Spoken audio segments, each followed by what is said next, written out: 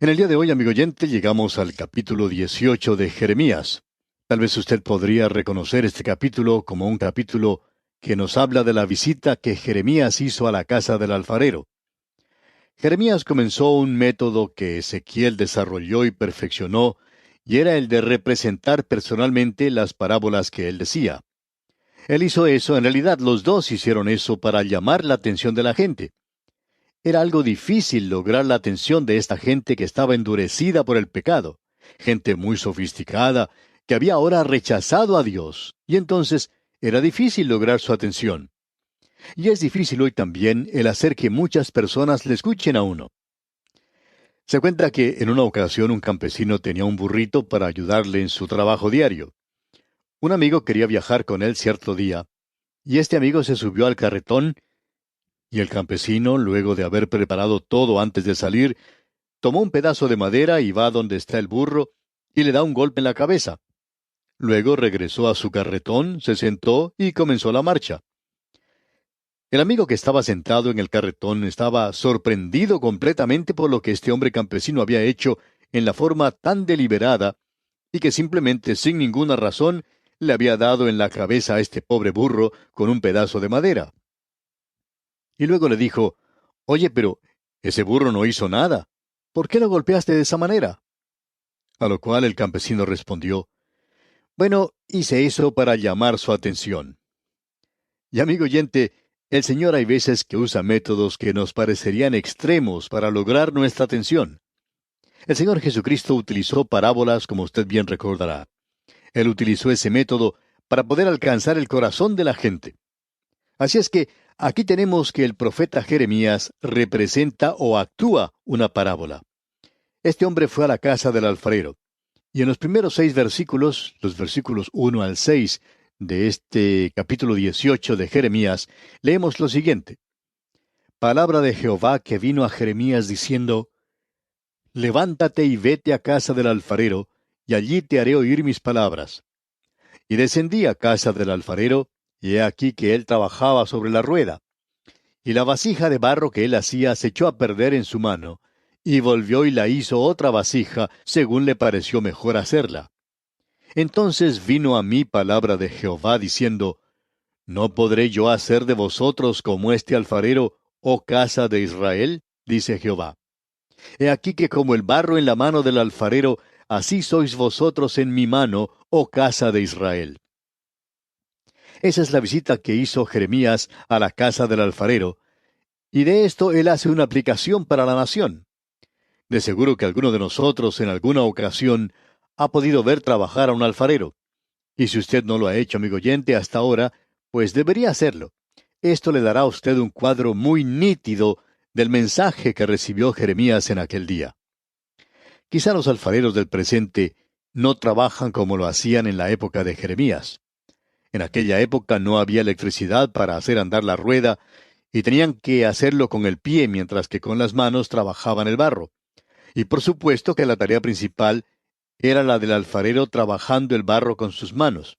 Muchos de ellos son muy diestros en la forma en que trabajan. Es sorprendente poder mirar a esta gente trabajar y ver las cosas que forman de simplemente un pedazo de barro.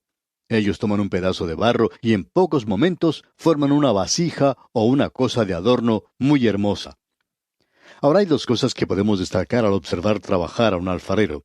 Una de ellas es ese pedazo de barro con el cual comienza la tarea, que es una cosa completamente sin atractivo, sin forma y fea. Eso es algo que uno no puede dejar de notar. Otra cosa que uno puede notar es la obra completa o finalizada del alfarero. Cuando uno puede ver la vasija o el adorno acabado ya por el alfarero, puede notar que es algo muy hermoso. Y el cuadro que tenemos aquí es fácil de comprender. Dios hizo una aplicación a esto. Dios es el alfarero, Israel es el barro, en este caso en particular. Pero también esto se puede aplicar a toda la humanidad en general, a usted y a mí. Nosotros somos ese barro en las manos del divino alfarero. Ahora, la figura del alfarero y el barro es muy impresionante y muy importante. Y Pablo la usó en el Nuevo Testamento. Allá en el capítulo 9 de la epístola a los Romanos, en los versículos 21 y 22 leemos, «¿O no tiene potestad el alfarero sobre el barro, para hacer de la misma masa un vaso para honra y otro para deshonra? ¿Y qué si Dios, queriendo mostrar su ira y hacer notorio su poder, soportó con mucha paciencia los vasos de ira preparados para destrucción? Esta es una declaración tremenda a propósito, y es algo difícil de digerir para muchas personas. Ahora, Dios es el alfarero. Creemos que eso es bastante obvio. Y Pablo habla de eso. Pablo habla también del barro. Allá en su segunda epístola a Timoteo, capítulo 2, versículo 21, leemos así: Así que, si alguno se limpia de estas cosas, será instrumento para honra, santificado, útil al Señor y dispuesto para toda buena obra. Instrumento aquí quiere decir una vasija de barro. Notemos ahora, volviendo a Jeremías, lo que hizo el alfarero. Este alfarero estaba trabajando sobre la rueda y haciendo una vasija de barro, y la vasija se echó a perder en sus manos. No tomaba la forma que él quería. El barro tiene que ser de la textura correcta, y este barro con el que el alfarero estaba trabajando no respondía a lo que él quería.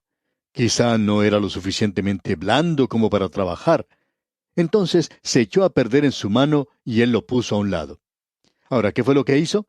Bueno, él lo tomó otra vez un poco más tarde e hizo otra clase de vasija. Él hizo eso. Aquí tenemos dos cosas que queremos que usted note, amigo oyente.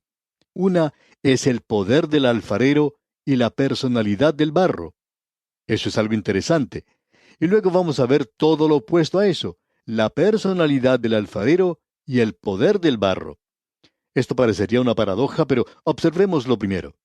En primer lugar, el poder del alfarero.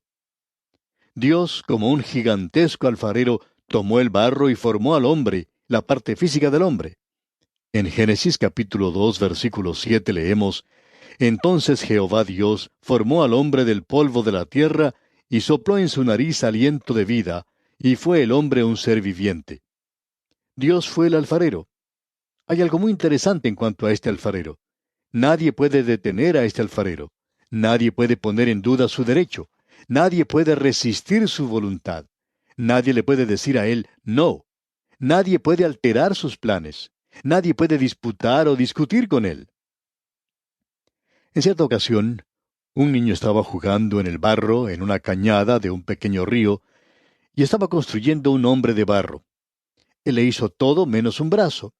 Y la razón de no hacerlo fue porque su papá lo llamó para que le acompañara a ir a la ciudad.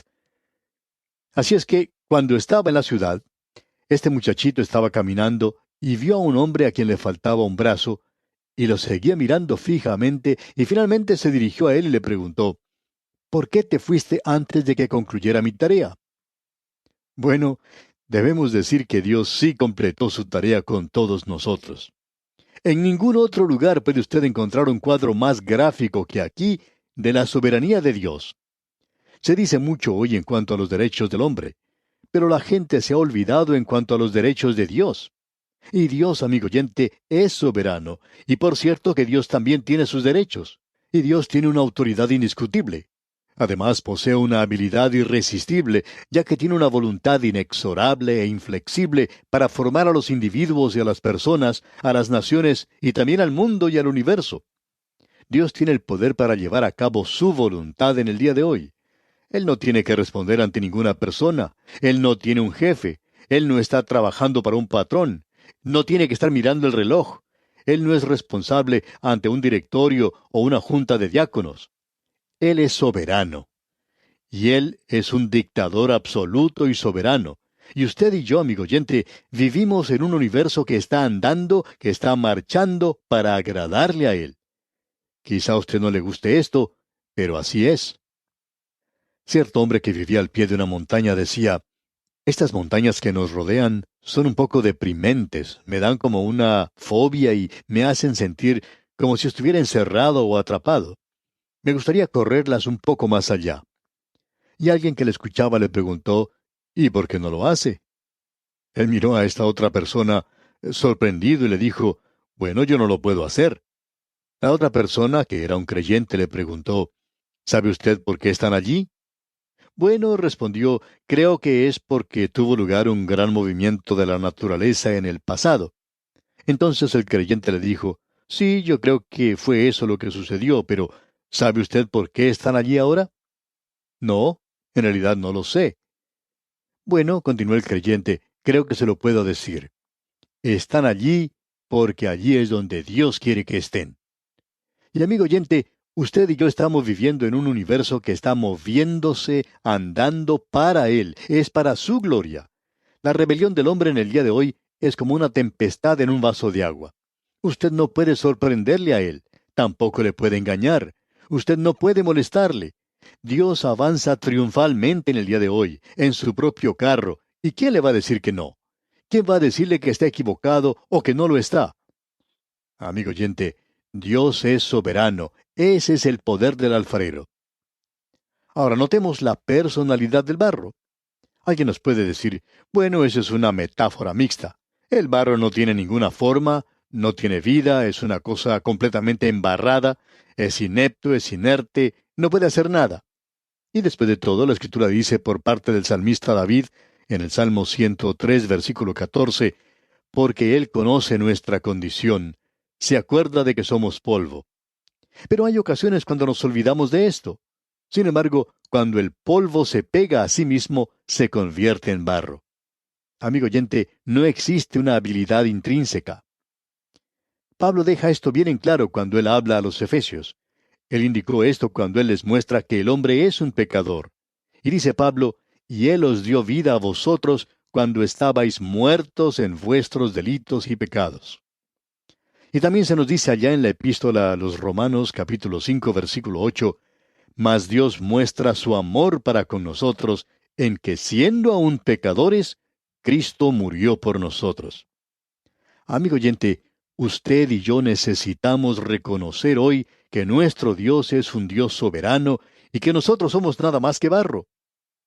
Pero lo interesante de notar es que Él tiene algo que decir en cuanto al barro. En su epístola a los Romanos, el apóstol Pablo dice en el capítulo 9, versículo 16, así que no depende del que quiere ni del que corre, sino de Dios que tiene misericordia. Dios es quien está en control de todo. Ninguno de nosotros puede reclamarle nada a Dios. Dios expresa eso de una manera muy clara. Él le dijo a Moisés, tendré misericordia del que yo tenga misericordia y me compadeceré del que yo me compadezca. Él está diciendo a Moisés, yo te voy a escuchar, pero no te escucho porque tú eres Moisés. Te escucho nada más porque yo tengo misericordia. Esa es la razón por la cual Dios le escuchó. Dios no está obligado a salvar a nadie. Dios es libre para actuar como quiera. Él es justo y Él es santo. Y este es un mundo perdido y puede permanecer de esa forma. Pero ahora aquí tenemos la segunda cosa. Tenemos la personalidad del alfarero y el poder del barro.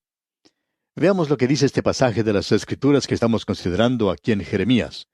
En el capítulo 18, versículo 4 leemos, y la vasija de barro que él hacía se echó a perder en su mano, y volvió y la hizo otra vasija, según le pareció mejor hacerla. Ahora, si Dios fuera un dictador cruel y absoluto, esto sería una de las verdades más terribles que uno puede ver. En realidad, si Dios hoy fuera absolutamente brutal y no tuviera ninguna clase de preocupación, entonces sería algo muy chocante hoy. Sería hasta repugnante si Dios fuera negativo, si Él fuera motivado por un capricho o antojo, y si Él fuera petulante y desleal, si Él fuera cualquiera de esas cosas. Pero aquí dice, y volvió y la hizo otra vasija. ¿Por qué? Por su paciencia. Usted, amigo oyente, no tiene ningún derecho de dudar de Dios. En realidad, eso es una blasfemia. El doctor Shedd lo dice de la siguiente manera. Es el igualar irreverentemente al hombre con Dios. En el momento en que usted comienza a dudar de Él, se pone usted en su lugar. Usted está diciendo que usted es un Dios. Y hay muchas personas hoy que dicen que ellos van a ser salvos por sus propios métodos. Cierto hombre le dijo a un pastor, yo voy a resolver esto por mis propios medios. Yo soy un hombre bueno y voy a hacer cosas buenas. El pastor le contestó, lo que usted está tratando de hacer es tratar de obrar a su manera para lograr ocupar un lugar en el trono. Y cuando usted llegue allá, va a querer decirle a él, córrase un poquito, somos dos ahora. Amigo oyente, usted no es Dios. Usted tiene que ir a Él de la manera en que Él lo ha dispuesto. Él es benévolo, Él es muy amable. Y Dios actúa con toda sabiduría, con todo amor y con toda justicia. Él podría arrojar ese barro lejos de él para siempre. Si yo fuera Dios, ese es un juego que usted puede tratar de jugar alguna vez.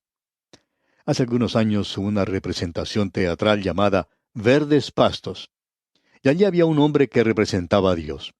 Probablemente era una blasfemia, nunca lo vimos, pero se nos cuenta que la persona que representaba a Dios en esa obra miraba hacia la tierra y decía, parecería que mis hijitos se han olvidado completamente de mí. Bueno, Adán pecó, Jacob fracasó, y Dios no los arrojó a ellos a un lado. Dios aún no había terminado con ellos. Él tomó ese barro y volvió a formarlo. Y en el libro de Jonás, una de las palabras que da más ánimo, más vigor o más aliento, es lo que dice allá en el capítulo 3, versículo 1. Vino palabra de Jehová por segunda vez a Jonás.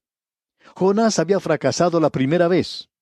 Y Pedro le podía decir al Señor, cuando él se le acercó a él, cuando había estado pescando en el mar de Galilea con los otros discípulos, él le dijo al Señor, apártate de mí, Señor, porque soy hombre pecador. Lo que Pedro estaba en realidad diciendo era, bueno, ¿por qué no vas y buscas a otra persona? Yo he fracasado tantas veces. Pero el Señor Jesucristo le dijo, tú eres barro en la rueda del alfarero, y yo te amo, y voy a hacer un vaso de ti. Y por cierto que así fue. En el día de Pentecostés, Pedro predicó el mejor sermón que jamás haya escuchado la iglesia. Amigo oyente, lo que allí tenemos es la personalidad del alfarero. Hablemos ahora del poder del barro. Alguien puede decir, bueno, ¿quiere decirme usted que el barro tiene algún poder? Por cierto que sí, amigo oyente. La condición del barro es lo que determina su destino final. Y cuando dice la Biblia que Faraón endureció su corazón, en realidad no fue Dios el que endureció el corazón de Faraón. Dios demostró que este corazón ya estaba endurecido. Lo que Dios hizo fue revelar que así era. Hay muchas personas hoy que son hipócritas, y esa es una de las razones por la cual opinamos que Dios permite que venga el sufrimiento a tales personas. El sol brilla sobre el barro y lo hace endurecer. Brilla y calienta un pedazo de hielo y lo hace derretir. Eso es lo que provoca. Amigo oyente, Dios nunca endureció el corazón de Faraón. Una y otra vez Él le dio a este hombre una oportunidad de volverse a Él. Hasta los magos se acercaron al Faraón y le dijeron, ese es el dedo de Dios. También sus siervos se le acercaron y le dijeron, deja ir a esa gente. Y hasta él mismo comenzó a ceder después de cada plaga. Y en cierta ocasión él exclamó, yo he pecado esta vez y el Señor es justo. Pero él no se volvió a Dios. ¿Y qué es lo que sucede? Veamos lo que dice aquí el versículo 6 de este capítulo 18 de Jeremías. ¿No podré hacer yo de vosotros como este alfarero, oh casa de Israel? Dice Jehová. He aquí que como el barro en la mano del alfarero, así sois vosotros en mi mano, oh casa de Israel. ¡Qué cuadro el que tenemos aquí, amigo oyente! Dios permitirá que ellos sean engañados en los últimos días. Ahora, ¿a quién le está haciendo eso él? A aquellos que no reciben el amor de la verdad. Amigo oyente, usted puede apreciar que el barro tiene poder. El barro puede determinar lo que va a hacer. El Señor Jesucristo dijo a sus discípulos, ¿queréis acaso iros también vosotros? Ellos podrían haberse ido. Ese joven rico que vino a Jesús se apartó del Señor entristecido. Y el Señor Jesucristo no dijo entonces, bueno, vamos a cantar 14 estrofas más para ver si este joven pasa adelante. Él dejó que se fuera. El barro, amigo oyente, tiene poder. Usted puede darle la espalda a Dios. Usted puede levantar su puño ante Él. Usted puede hacer eso. Usted también puede entregarse a su misericordia y ceder ante su dulce influencia.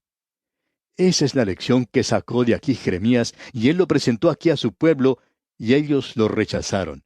Ellos le dieron la espalda a Dios. En el versículo 18 de este capítulo 18 de Jeremías leemos, y dijeron, venid y maquinemos contra Jeremías, porque la ley no faltará al sacerdote, ni el consejo al sabio, ni la palabra al profeta. Venid e irámoslo de lengua, y no atendamos a ninguna de sus palabras. Ellos rechazaron a Jeremías. Ellos estaban diciendo, este hombre no está diciendo aquello que es cierto. El barro, amigo oyente, tiene poder. Y también lo tiene el alfarero, digamos de paso. Y en el capítulo 19 ahora, los primeros 2 versículos dicen, Así dijo Jehová, Ve y compra una vasija de barro del alfarero, y lleva contigo de los ancianos del pueblo y de los ancianos de los sacerdotes, y saldrás al valle del hijo de Hinnom, que está a la entrada de la puerta oriental, y proclamarás allí las palabras que yo te hablaré. Ese valle aquí mencionado llegó a ser el lugar donde se arrojaba la basura. También en ese lugar se llevó a cabo una de las grandes batallas, en el valle de Hinnom. Y Dios le dice al profeta Jeremías, Ve tú a ese lugar, y quiebra esa vasija de barro, y luego regresa. Ahora, ¿cuál es el mensaje? Dios dice, eso es lo que yo voy a hacer con la casa de Israel. Eso es lo que les va a suceder a ellos. Y Jeremías fue y presentó ese mensaje al pueblo. Leamos los versículos 14 y 15 del capítulo 19 de Jeremías. Y volvió Jeremías de Tofet, a donde le envió Jehová a profetizar, y se paró en el atrio de la casa de Jehová, y dijo a todo el pueblo, Así ha dicho Jehová de los ejércitos, Dios de Israel. He aquí yo traigo sobre esta ciudad, y sobre todas sus villas, todo el mal que hablé contra ella, porque han endurecido su cerviz para no oír mis palabras. Y a causa de ese mensaje, ellos comienzan ahora a perseguir a Jeremías. Estos eran los últimos días de esta nación. Y este hombre, con un corazón quebrantado y con sus ojos llenos de lágrimas, presenta ese mensaje al pueblo. ¡Qué profeta! Pero él no era popular. Nunca fue popular. Y tampoco este mensaje es popular en el día de hoy. Y amigo oyente, vamos a detenernos aquí por hoy. Es nuestra ferviente oración que Dios continúe haciendo de usted una vasija de barro digna para su honra y su gloria.